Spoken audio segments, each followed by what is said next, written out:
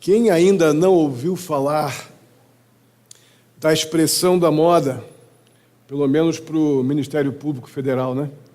Delação premiada. Eu acho que é um dos termos mais conhecidos dos nossos dias, né?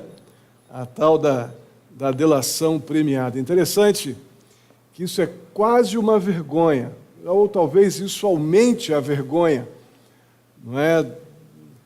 Dessa imoralidade que a gente está vivendo na política brasileira, de você ter que comprar a confissão de alguém para que ele dedure o outro e diminua, então, porque inevitavelmente, quando ele dedura o outro, ele se entrega também,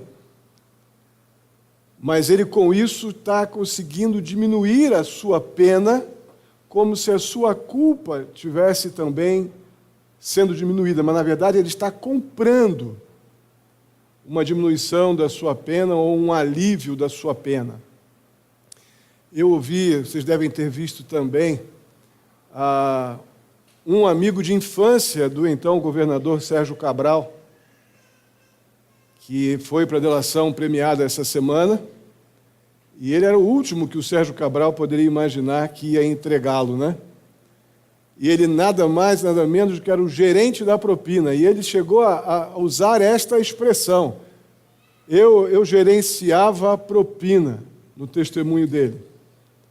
Mas entregou até aquele dia, pelo menos, o amigo. Inclusive, nem sei como é que eles estão, porque eles estão na mesma prisão em Benfica.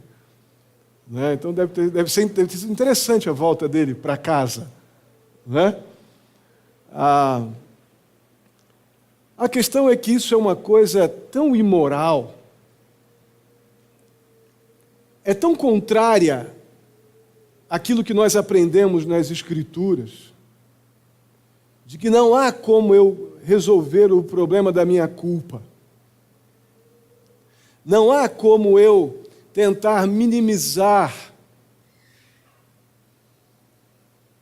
na minha confissão de pecados, comprar a simpatia do Supremo Juiz e Rei, para diminuir, então, tentando transferir para alguém a responsabilidade pelo meu pecado. Isso não existe. E é muito interessante a gente olhar uma pequena porção da história do rei Davi, que no auge lá do seu reinado, ele, como nós sabemos, se apaixonou por Betseba. Só que Betseba era casada com Urias, um dos seus comandantes, um dos seus oficiais militares. E como nós sabemos, Davi enviou Urias para resolver um problema quase insolúvel de guerra. Lá ele sabia que ele morreria. Foi, na verdade, poderia chamar aquele pelotão de Urias do pelotão suicida, pelotão kamikaze, que foi para uma determinada situação da batalha onde certamente eles ali morreriam.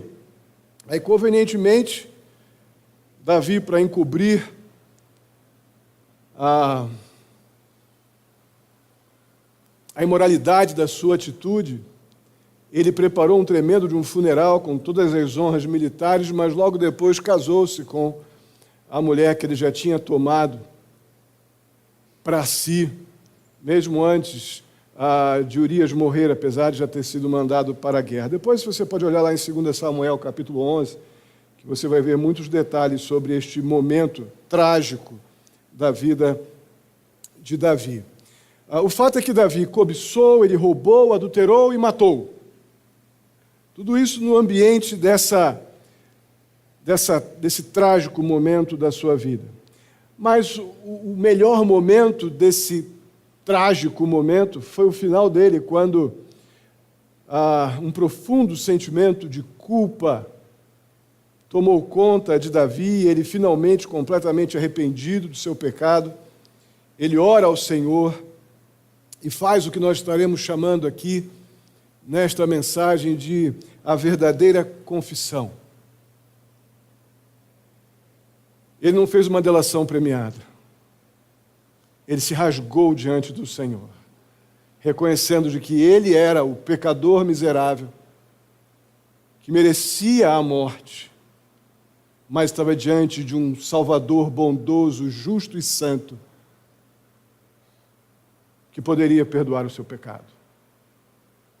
Vamos ler o Salmo 51, dos versos 1 ao 17, e depois vamos orar. Salmo 51, dos versos 1 ao 17. Acompanhe na sua Bíblia. Tem misericórdia de mim, ó Deus, por teu amor.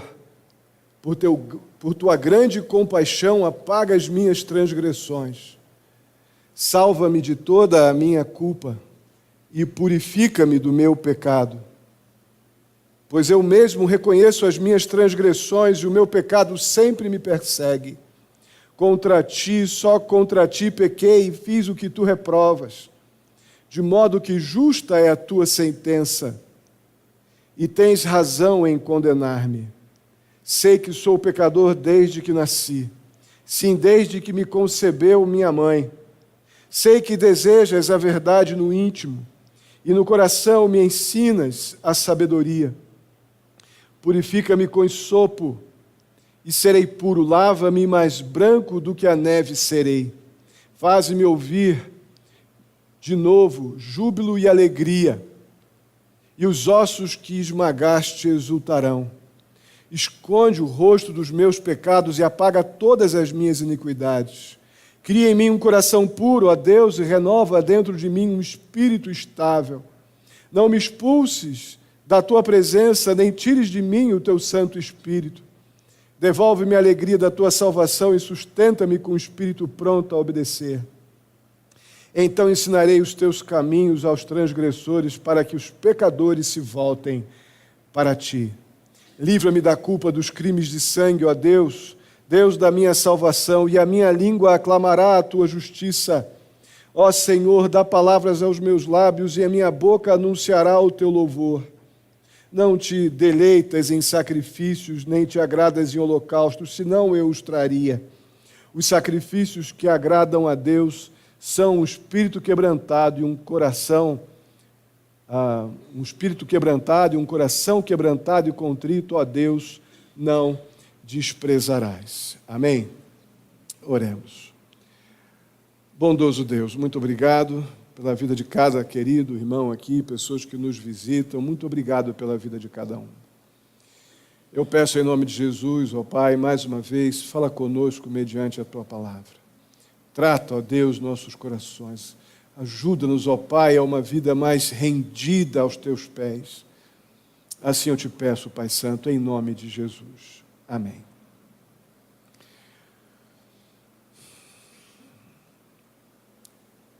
Muitos crentes enfrentam agora, hoje, o dilema que Davi enfrentou naqueles dias. Que dilema é esse? Ou escondem ou encobrem o seu pecado, ou uma vez arrependidos, confessam e ficam livres da culpa e do peso do pecado. Não há outra maneira de lidar com o pecado. O ser humano ou ele tenta encobrir, esconder, ou ele é arrependido, confessa e é suprido pela paz, pelo livramento que vem pela obra de Cristo na cruz. Infelizmente, a escolha encobrir ou esconder é mais comum do que a opção confessar. Infelizmente, mas é algo que nós temos que olhar com muita seriedade, para que a gente possa colocar um fim nesse estigma. Não é bom encobrir pecados, muito pelo contrário. O mesmo Davi fala no Salmo 32, os versos 3 e 4, ele diz assim: enquanto eu mantinha escondidos os meus pecados, o meu corpo definhava de tanto gemer, pois dia e noite a tua mão pesava sobre mim. Minhas forças foram se esgotando como em tempo de seca. O prejuízo de de encobrir o pecado é muito grande para a alma. Talvez circunstancialmente as aparências, que certamente enganam, nos tragam uma ideia de que está dando certo. Mas se um dia nós confessamos a Cristo como Senhor, o próprio Deus que nos alcançou pela sua graça salvadora, nos afligirá com o seu amor, com a sua justiça, gerando esse gemido de Davi.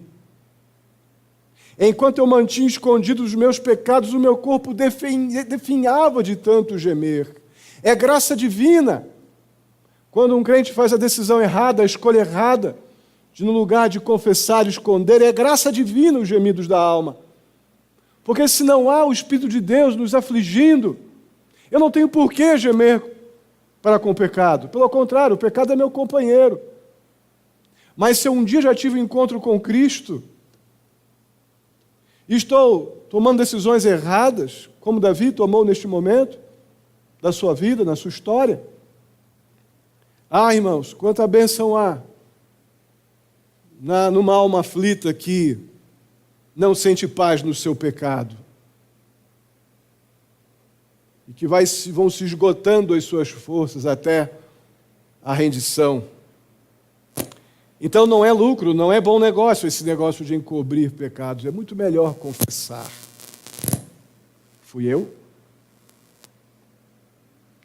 Mas antes da gente falar sobre o que é uma verdadeira confissão, nós precisamos definir sobre que bases, o que fundamenta uma verdadeira confissão. É lógico, se eu estou falando de verdadeira confissão, é porque existe possibilidade da gente fazer um tipo de confissão que é falsa.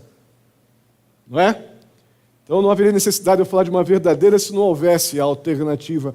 Então somos cheios de propostas aí, de pseudo-confissões que trazem uma satisfação temporária, mas não nos livra da culpa. Eu não vou entrar no mérito disso agora. Mas antes de falar sobre a verdadeira, aquilo que realmente agrada ao Senhor, vamos ver sobre o que essa verdadeira confissão, então, está baseada, sobre o que ela se fundamenta. No verso 4 do capítulo 51, nós vemos Davi falando: contra ti, só contra ti pequei. Irmãos, Davi não negou ter pecado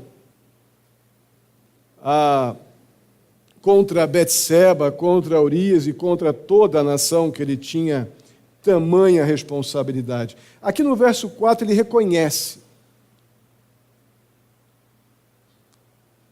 que antes ainda de ter pecado contra Betseba, Urias e toda a nação, o pecado dele foi contra o Senhor. Toda vez que pecamos, todo pecado, em primeiro lugar, ele é contra Deus. Nós ofendemos o Senhor. Irmãos, confessar pecado não é uma mera admissão, não é apenas admiti-lo, mas ter a consciência que eu ofendi o meu Salvador, que eu pequei contra Deus. Foi Deus quem eu ofendi primeiro. E aí, desta forma, tendo essa compreensão, eu percebo que eu estou afrontando o Deus da minha salvação, o meu Rei, aquele que eu declaro que é o meu Senhor. Quando não temos a percepção de que o pecado, quando pecamos, ofendemos a Deus, nós administramos pecado. Achamos que é possível encobri-lo, que é uma opção melhor do que confessar. Quando não temos a percepção que nós ofendemos aquele que mandou Jesus morrer à cruz pelo nosso pecado, a gente acha que dá para dar um jeitinho. Na verdade, todos os fundamentos da nossa fé se tornam flexíveis e não verdades absolutas. Toda vez que a gente flexibiliza, minimiza o poder destruidor, maligno do pecado, a gente deixa de ter percepção que ofendemos o Senhor quando pecamos.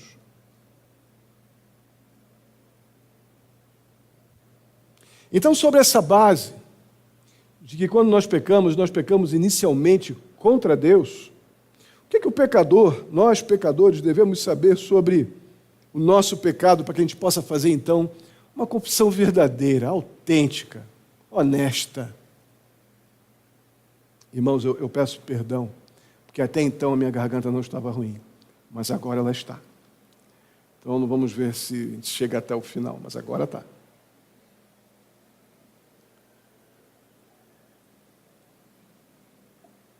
Em primeiro lugar, nós devemos, para que possamos fazer uma confissão verdadeira, em primeiro lugar, a gente precisa reconhecer que o nosso pecado, ele merece ser punido. O nosso pecado merece punição. Olha como Davi orou no verso 1. Tem misericórdia de mim, ó Deus, por teu amor, por tua grande compaixão, apaga as minhas transgressões. Irmãos, o fato de que Davi está implorando por misericórdia está nos informando que ele tem plena consciência de que era culpado e que não merecia perdão. Ele está num gemido com o Senhor: Senhor, tem misericórdia de mim, por teu grande amor, por tua compaixão. Ninguém se aproxima de Deus com este tipo de súplica sem a percepção de que o seu pecado é algo grave, mas que ele está diante do único que pode resolver o seu problema de morte.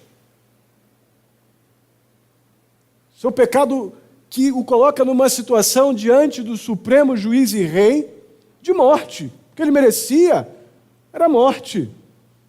Davi se apresenta diante do seu rei com uma compreensão perfeita de que ele também é misericordioso para perdoar. Olha o que diz no Salmo 103, nos versos 8, 11 e 17. O mesmo Davi. O Senhor é compassivo e misericordioso, muito paciente e cheio de amor. Pois como os céus se elevam acima da terra, assim é grande o seu amor para com os que o temem. O amor leal, ou a misericórdia, como diz na versão revista atualizada, do Senhor, o seu amor eterno está com os que o temem. Se Davi não tivesse se aproximado agora do Senhor no Salmo 51, cheio de temor, reconhecendo de que diante dele estava o supremo Deus e Senhor, e do lado de cá estava um pecador, merecedor da ira e do juízo e da condenação desse rei, porque tem plena convicção que pecou contra Deus.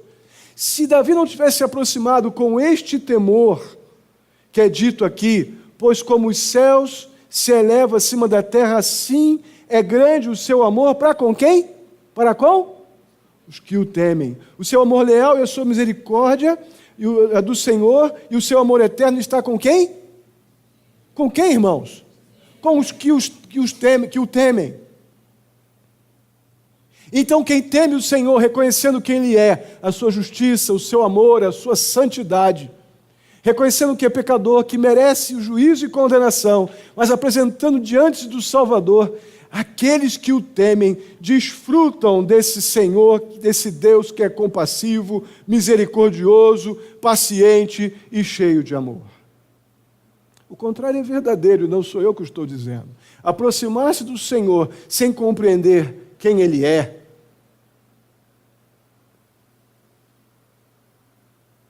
por questões óbvias, eu acho que não poderá desfrutar dos benefícios de um Deus compassivo, misericordioso e paciente e cheio de amor.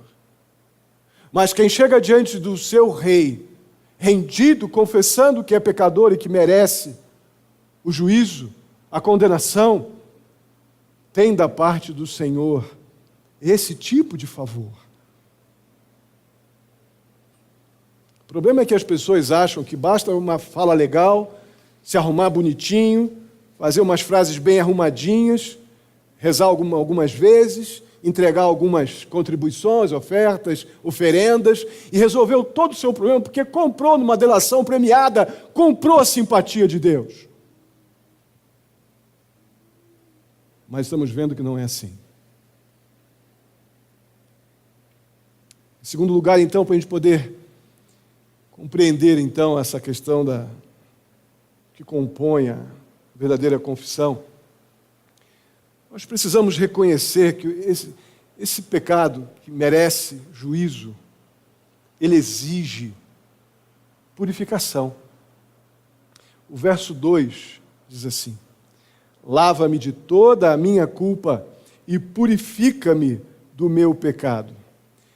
A compreensão de Davi de que o seu pecado lhe enfeiava, lhe contaminava. Davi queria que a mancha do seu pecado fosse removida, e ele sabia que o único que poderia fazer isso é o seu Deus. Irmãos, lá na nossa conversão, quando nós, mediante a obra do Espírito Santo, reconhecemos que somos pecadores e nos rendemos pela graça soberana de um Deus bondoso, nos rendemos aos pés de Cristo Jesus, confessando pecados e confessando de que Jesus Cristo é a provisão de Deus para o nosso pecado. Neste momento da nossa conversão, 1 João 9 nos diz que ali nós somos limpos. Vocês lembram o que diz em 1 João 9? O texto que a gente fala tanto, né? Se confessarmos os nossos pecados, vamos falar bonitão, uma frase, vamos falar bem bonitão, vamos lá? Se confessarmos os nossos pecados, Ele é fiel e justo para nos perdoar os pecados e nos purificar de toda injustiça. 1 João 1,9. Isso aconteceu lá na nossa salvação. Essa remoção da culpa, do peso, da mancha do pecado. Davi pedia isso lá atrás.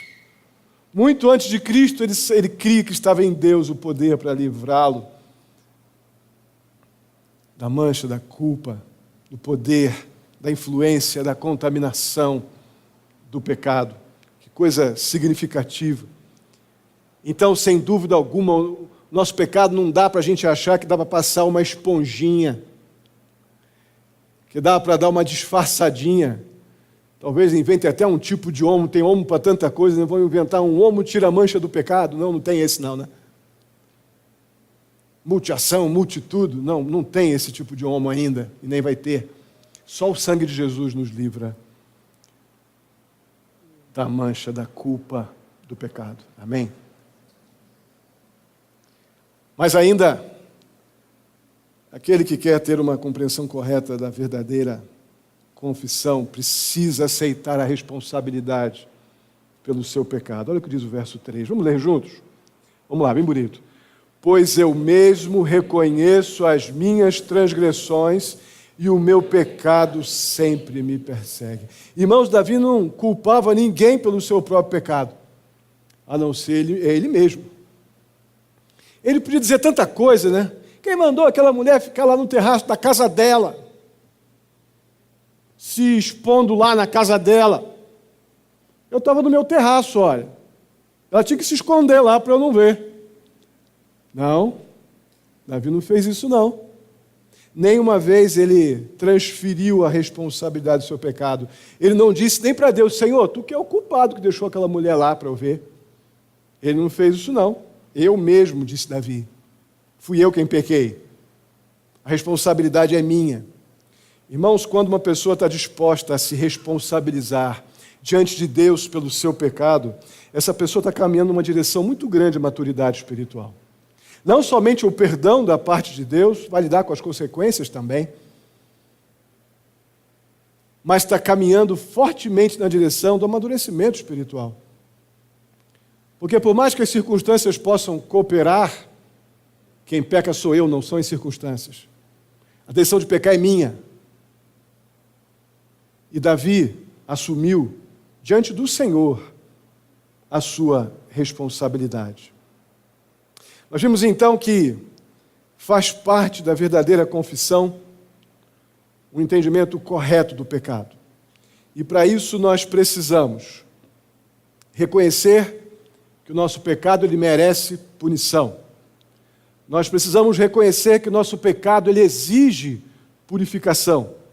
E nós precisamos aceitar a nossa responsabilidade pelo nosso pecado. Agora vamos passar para um outro momento dessa confissão de Davi. Também faz parte dessa verdadeira confissão um entendimento correto sobre Deus. Nós precisamos compreender a grandeza, a santidade, a justiça, o amor, a perfeição de Deus. Caso contrário, nós continuaremos achando que Deus é um ajudante de luxo, um garçom do céu, alguém que tem a obrigação de nos servir porque Ele é Deus, menos o Supremo Senhor, o único que merece honra, sujeição, rendição e serviço. Precisamos compreender quem Deus é para podermos também fazer uma verdadeira confissão.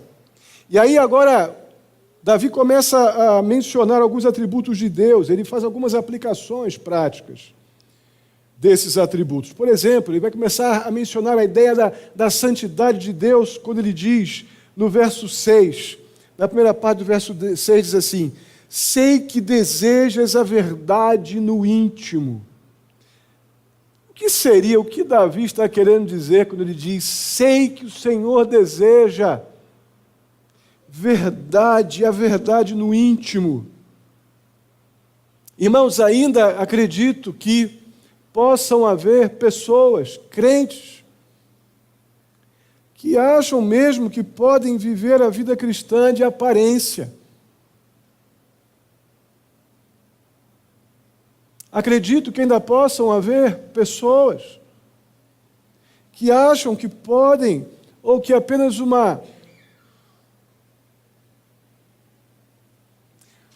cumprir certas formalidades eclesiásticas e qualificam para o céu.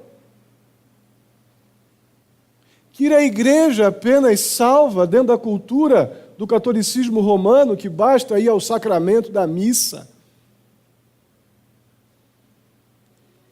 Eu queria estar enganado, mas é possível que ainda existam pessoas que acham que ir à igreja resolve o seu problema de pecado e de vida eterna, e o qualifica para o céu. Que Deus seria esse, se fosse assim? Que vende a salvação tão barato, que vende seu filho tão barato. Que Deus seria esse?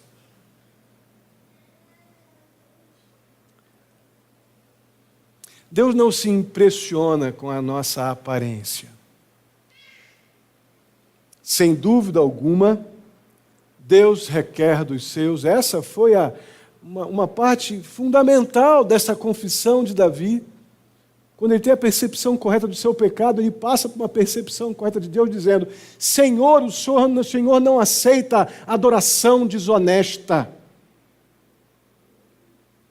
O Senhor não aceita lealdade dividida.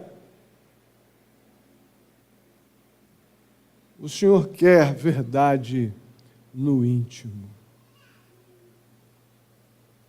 Irmãos, compreendem a profundidade desse momento aqui? O que Deus requer de nós quando nos rendemos diante dEle? Mais do que apenas falar coisas talvez repetidas. Como a gente tem até certos momentos da nossa vida que a gente tem aquela tendência de dizer assim: ah, Senhor, obrigado pelo almoço, obrigado pelo café, obrigado pela minha família, obrigado pelo trabalho, obrigado pelo meu pecado, em nome de Jesus, amém. Quem já fez isso, levanta a mão.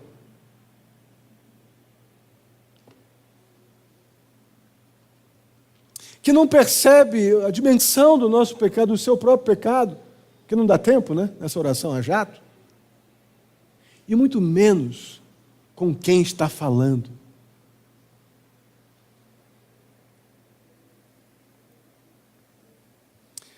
Mais um atributo que Davi menciona aqui, no contexto do verso 7, é o poder de Deus. Ele diz assim: Purifica-me com o hisopo e ficarei puro ou ficarei limpo. Irmãos, Davi está expressando aqui uma profunda confiança no poder de Deus para purificá-lo, para limpá-lo. Mas ele também está expressando uma compreensão muito grande, até talvez voltando um pouco à percepção dele do pecado, porque essa expressão purifica-me com hisopo, eu acredito que está fazendo alusão ao que é dito lá em Levítico capítulo 14, versos 6 a 7, está fazendo alusão à purificação do leproso. Quando o sacerdote asperge sobre o leproso 7 vezes o sangue sacrificial, molhando um ramo de hisopo. O hisopo é uma vegetação com uma galhada assim na ponta, uma haste com uma galhada fina na ponta. E ali, então, é molhado o sangue do sacrifício e aspergido, no caso do leproso, quando voltava ao templo para ser já não mais doente, no contexto ali, para ser purificado. Lá no contexto leproso, tudo era leproso, doença de pele era leproso, lepra mesmo. Então, a doença de pele superficial que pudesse vir a ser curada, como era tudo chamado de lepra no contexto do Antigo Testamento, eles voltavam ao templo e o sacerdote purificava e lançava 7 vezes, batia com aquela haste com o sangue, 7 vezes sobre o então enfermo para purificá-lo. Olha o que Davi tem na mente quando ele fala: purifica-me com o hisopo. Senhor, meu pecado é como lepra.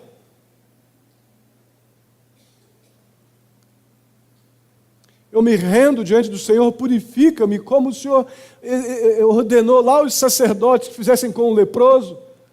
Faça comigo. Irmãos, que compreensão profunda do pecado.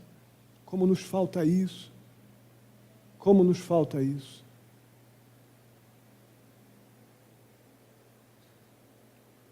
Alguns crentes,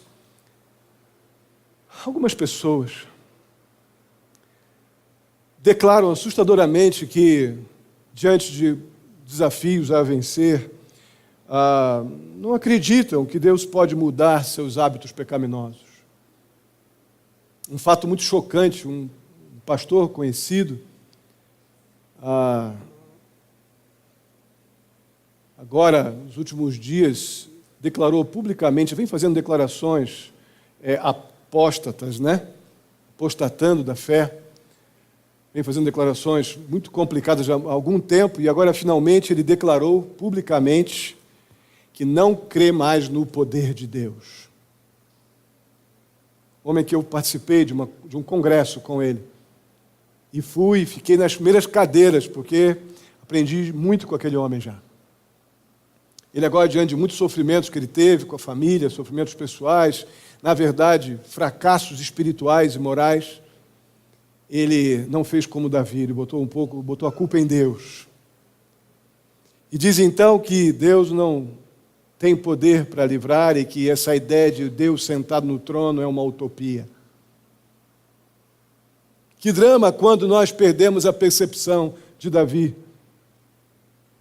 da podridão do seu pecado e da santidade desse Deus misericordioso, cheio de compaixão e graça. Que drama, que fim terrível. Eu creio que Deus pode mudar, transformar o que Ele quiser, na hora que Ele quiser, sempre segundo a sua santidade, é claro. Aquilo que eu não posso fazer, Deus sempre está pronto para vir em minha direção e me suprir com aquilo que eu não posso. Mas eu creio que Ele pode sim, todas as coisas. Mas, repito, de que aquilo que é minha responsabilidade, Deus não tira, não. Deus requer de mim fé bíblica, que eu creia na sua palavra. Deus requer de mim decisões pessoais bíblicas, atitude, que me coloque em oposição àquele pecado que eu confessei. O perdão de pecados ninguém pode tirar. A certeza de vida eterna ninguém pode me dar. Somente meu Deus e o meu Senhor Jesus Cristo. Mas a responsabilidade de ir para as Escrituras e tomar decisões de fé que me afastem da estrutura do pecado, essa responsabilidade é minha e tua. E essa nós devemos ter. Deus não a tira de nós, não. Então, depois de falar de santidade e poder de Deus, Davi vai falar sobre a justiça de Deus. Verso 8, vamos ler juntos? Faze-me ouvir de novo júbilo e alegria, e os ossos que esmagaste exultarão. Compreensão tremenda do que é o perdão de pecados, né? Irmãos, quantos de nós, como ovelhas de Cristo Jesus, já não tivemos aí uma perna quebrada pelo cajado do bom pastor, para que pudéssemos parar de nos rebelar contra a vontade de Deus, e depois de passarmos pelo processo de se recompor da fratura, humildemente nos colocarmos debaixo do pastoreio do nosso bom pastor, que é Jesus Cristo. Quantos de nós já não passamos por isso? Um dos maiores gestos de amor da parte de Deus é quando a justiça dele nos para. Não há um gesto de amor mais completo do que quando Deus vem misericordiosamente em nossa direção e, através da sua perfeita justiça, nos para. É sobre isso que Davi está falando aqui. Exatamente isso. Senhor, faz-me ouvir de novo júbilo e alegria, porque até então os meus ossos estavam esmagados, eu estava moído, o Senhor quebrou minhas pernas, eu estava humilhado, a minha alma ela gemia, eu estava definhando, o meu pecado me entristecia, como vimos lá no Salmo 32. Agora, Senhor, eu estou ouvindo de novo júbilo e alegria. Agora eu estou debaixo, novamente, da tua mão e do teu cajado. Nós vimos também que a certeza do perdão divino é reconhecido por Davi na sua confissão, lá no verso 9. Ele diz assim: esconde o rosto dos meus pecados e apaga todas as minhas iniquidades. Irmãos, Davi tinha consciência da perfeição do perdão de Deus, e ele se apegava a isso fortemente em sua confissão. Tanta convicção que ele está apegado, ele sabe a dimensão do seu pecado, mas ele sabe também a dimensão do amor e da justiça desse Deus perdoador e cheio de misericórdia. Amém? Ele está agarrado a isso. Aí nos versos 10 a 12 nós vemos aqui a súplica, o pedido de uma pessoa que tem uma perspectiva bem certinha sobre Deus. Acompanhe aí, só para a gente relembrar. Versos 10 a 12, cria em mim um coração puro, ó Deus. Vê se isso não é a confissão de alguém que está rendido diante de um Deus salvador, um pecador arrependido diante de um Deus que perdoa pecados. Cria em mim um coração puro, renova dentro de mim um espírito estável. O pavor, a angústia naquela fase ainda, naquele tempo da história, o Espírito de Deus ainda não habitava na vida do crente. Só depois que Cristo então veio, morreu na cruz e ressuscitou, que o Espírito de Deus passou a habitar na realidade da vida do crente, ali de Atos 2 em diante. E nós vemos aqui Davi gemendo: não me expulses da tua presença, nem tires de mim o teu Santo Espírito. E ele diz no verso 12: devolve-me a alegria da tua salvação e sustenta-me com o espírito pronto a obedecer. Irmãos, essa oração devia estar, este momento desse verso 12, a segunda parte desse verso 12, deveria ser uma frase diária, devia estar em todas as nossas orações, em toda a nossa súplica: Senhor, dá-me a alegria da tua salvação, sustenta-me com o espírito pronto para obedecer. Isso deveria estar compondo a nossa oração diária, muito mais do que apenas a nossa confissão. A falta da alegria da nossa salvação nos faz, muitas vezes, achar que vir à igreja é um peso,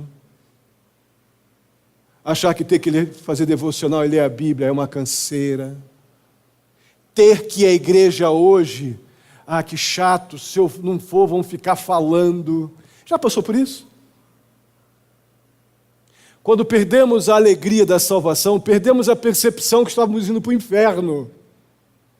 Antes de Cristo, estávamos indo a passos largos para o inferno. E Deus, pela sua graça, foi lá e me tirou. E disse: eu decidi te amar. Eu decidi perdoar teu pecado. Eu decidi mandar meu filho morrer por você. Vem para cá agora. Você agora não é mais apenas uma criação, você agora é meu filho. Quando perdemos a lembrança disso, a gente rapidamente começamos a achar que as coisas do Senhor são cansativas. Então, este momento aqui da confissão de Davi devia fazer parte da nossa oração diária. Senhor, renova em mim a alegria da salvação e me dá um espírito obediente para te servir com alegria todo dia. Porque o que o Senhor fez por mim é imensurável.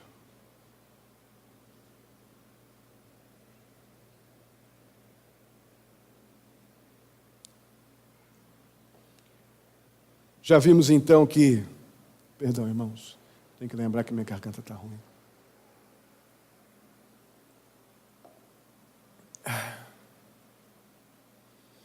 Já vimos então que faz parte da verdadeira confissão o entendimento correto sobre o pecado. E agora acabamos de ver que é a necessidade de termos também um entendimento correto sobre Deus. Passaremos então agora a perceber ou a compreender que a verdadeira confissão,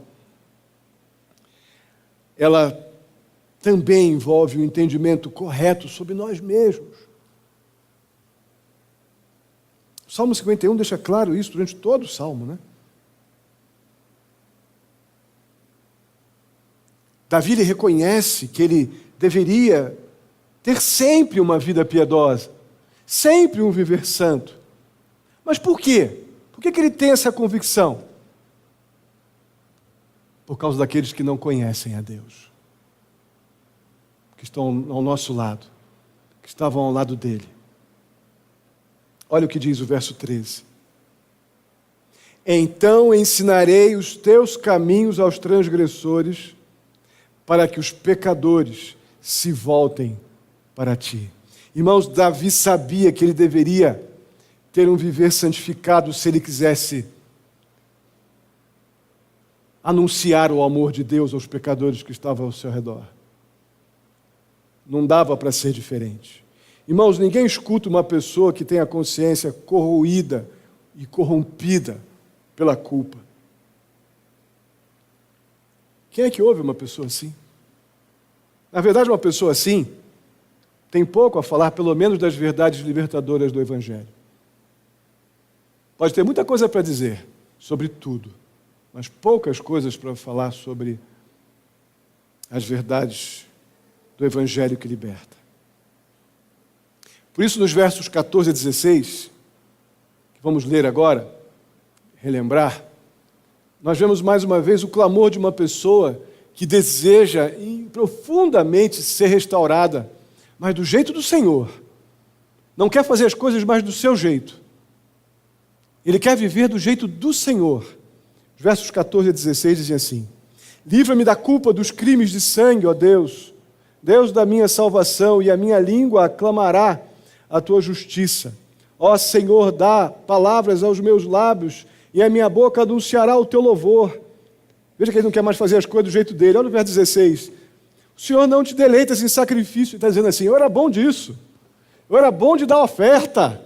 Eu era bom de dar coisas. Eu era bom de fazer coisas, de botar a banda na rua e dizer: Deus, Deus, aleluia.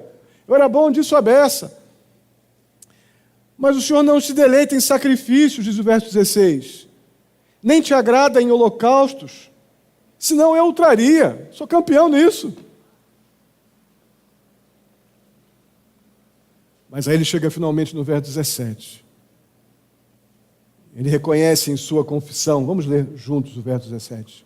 Bem forte, irmãos.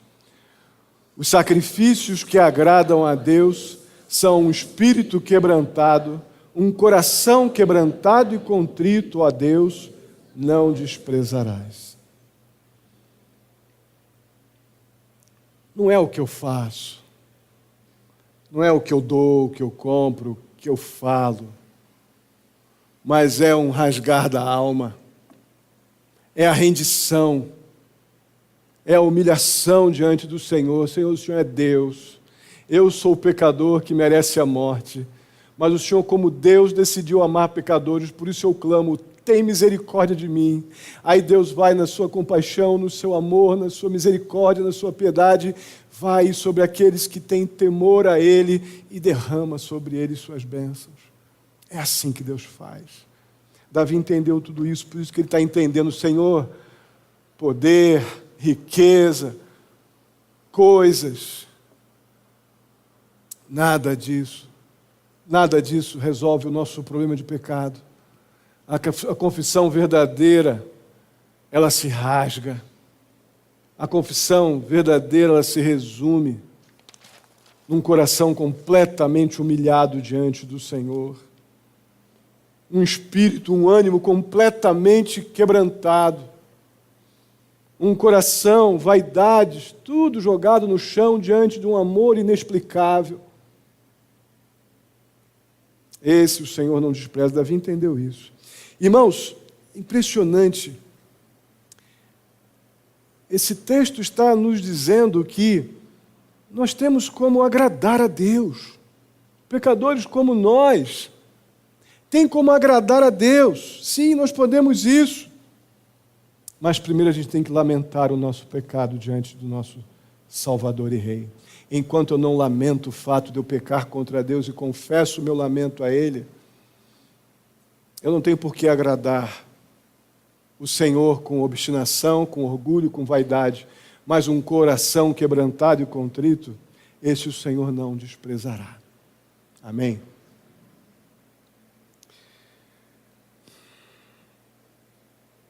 Talvez uma razão pela qual a gente confessa tão facilmente e superficialmente os nossos pecados é que a gente até hoje, pelo menos, não entendia o que envolve isso, o que envolve uma verdadeira confissão. Mas hoje a gente sabe. A verdadeira confissão ela envolve o entendimento correto a respeito do pecado,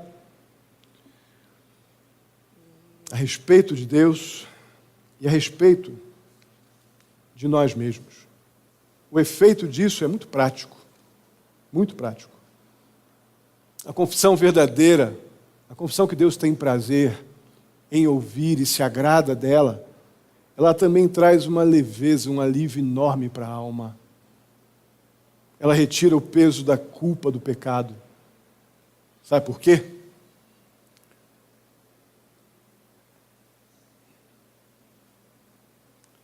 Porque o peso do nosso pecado recaiu sobre Jesus. Para que sobre nós, então, recaísse somente a bênção do perdão de pecados da vida eterna. Você percebe a dimensão disso?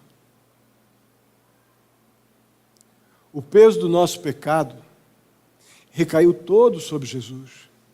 A verdadeira confissão, ela nos dá a convicção, a certeza, o livramento do peso da culpa quando nós nos rendemos diante do nosso Salvador, sem álibis, sem argumentos, sem defesa própria. A gente simplesmente se rende como um pecador que merece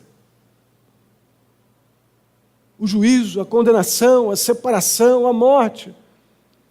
Deus vem através daquele que o reconhece como Senhor e diz: para o teu pecado, eu já provi um Salvador.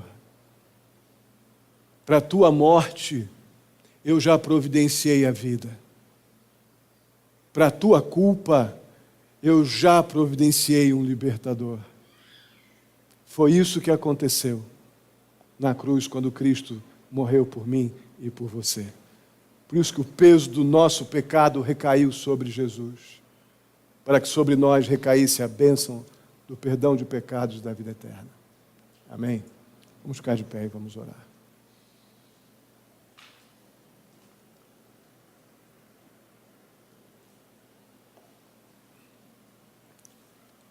Bondoso e amado Deus, muito obrigado, ó Pai. Muito obrigado por podermos refletir numa verdade espiritual tão séria como essa. Ó Pai querido, temos o privilégio, pela Tua graça que um dia nos alcançou em Jesus Cristo, podemos ter esse canal de ligação aberto, para podermos confessar o nosso pecado unicamente a Ti, porque Tu és o único capaz de perdoar pecados. O Senhor nos livrou, ó Deus, de tantas ciladas que tem sobre nós, tanta religiosidade, ó Deus, vendendo ideias religiosas que não nos livram da culpa do pecado, não nos removem o peso da culpa. O Senhor, pela Tua graça, nos deu alto privilégio de podermos confessar, ó Deus, verdadeiramente a nossa culpa diante daquele que pode remover a nossa culpa, daquele que é capaz, ó Deus, de nos livrar do peso do pecado e nos dar a certeza da vida eterna. Ó Pai Santo, muito, muito obrigado. Ó Pai querido, em nome de Jesus, eu clamo por aqueles que até aqui, ó Pai, não tiveram ou não compreendiam esse alto privilégio de podermos nos aproximar do Senhor, ó Pai, mediante o Teu Espírito Santo, ó Pai, e clamar a Ti em nome de Jesus o perdão de pecados, confessando nossos pecados ao Senhor, nos rendendo diante da nossa incapacidade de prover para nós mesmos qualquer tipo de livramento para nossa culpa, nos rendemos diante do Teu jeito perfeito de fazer as coisas. Perdão de pecados vem unicamente através da cruz de Jesus. Ó Pai, se há alguém aqui que ainda não tinha compreendido isso, que estava numa vida, ó Pai, de vir à igreja, uma vida de religiosidade, mas sem entender, ó Deus, que um desculpa aí não resolve o nosso problema de pecado, mas uma confissão verdadeira nos liberta da culpa, do peso e da escravidão do pecado, por causa da obra que Cristo realizou na cruz por nós. Se alguém aqui entendendo isso, ó Deus, que o Senhor providenciou na cruz o perdão, o Senhor providenciou na cruz o livramento da culpa e da escravidão no pecado, se há renúncia aqui ao pecado, ó Deus, e o desejo de uma nova vida contigo, ó Pai, em nome de Jesus, eu clamo também que haja salvação. Vai de encontro ao coração do arrependido e transforma segundo o Teu poder, ó Pai. Assim eu te peço, muitíssimo agradecido, em nome de Jesus. Amém.